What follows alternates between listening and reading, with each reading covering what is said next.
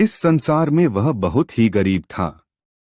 उसके पास जमीन का एक छोटा सा टुकड़ा था जिस पर वह खेती करता था। उसका गुजारा अत्यंत कठिन तरीकों से होता था। एक दिन सूरज की गर्मी चरम सीमा पर थी, परंतु किसान हमेशा की तरह खेत में काम कर रहा था। पसीने से लथपथ किसान बुआई के लिए खेत जोत रहा था।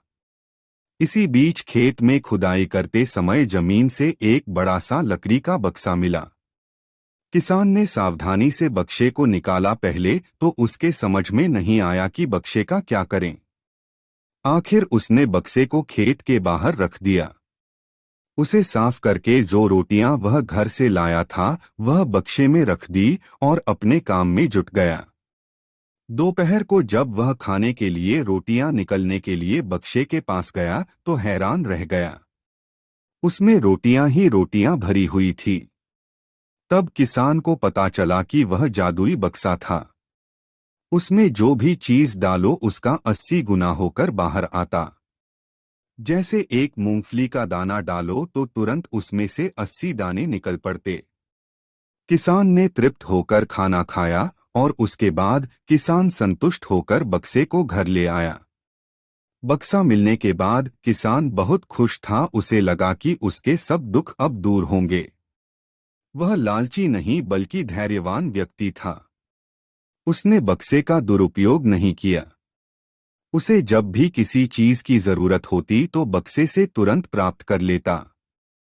समय गुजरने के साथ साथ उसके बक्से के बारे में गांव के जमींदार को पता लगा। जमींदार बेहद लालची था और उसे लगा कि ऐसी ही जादुई चीज पर तो उसका अधिकार होना चाहिए। उसके आदेश पर जमींदार के लठठेठ किसान को पकड़कर ले आए। उसने किसान को धमका कर कहा, बक्सा जिस भूमि से मिला से है वह मेरी जमींदारी में आती है, इसलिए बता उस बक्से पर किसका अधिकार बनता है।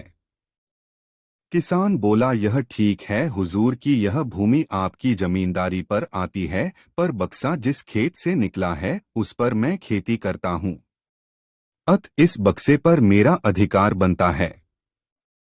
किसान गिड़गिड़ाया, लेकिन जमींदार ने बहुत धमकाया। बक्सा पाकर जमींदार बहुत खुश हुआ, मगर किसान का रो रो कर बुरा हाल था। जमींदार की अब चांदी हो गई। वह जो चाहता बक्से में डालता और उसे कई गुना पाकर खुश हो जाता। कुछ लोगों ने जादुई बक्से की खबर मंत्री जी के पास पहुंचा दी। पहले तो उसे विश्वास नहीं हुआ, फिर उसने अपने विश्वस्त सेवक को बक्से की सच्चाई परखने के लिए भेजा। वहां जो उसने बक्से का जो जादू देखा तो वह मंत्री के पास जाकर सारी सच्चाई बता दी। मंत्री ने जमींदार को बुलाया, फिर उसे डराते हुए कहा, हमें पता चला है कि तुम्हारे पास एक जादुई बक्सा है, उसे तुरंत हमारे हवाले कर दो। इसी जादुई बक्से को हाथ से निकलते हुए देखकर जमींदार की हालात खराब होने लगी।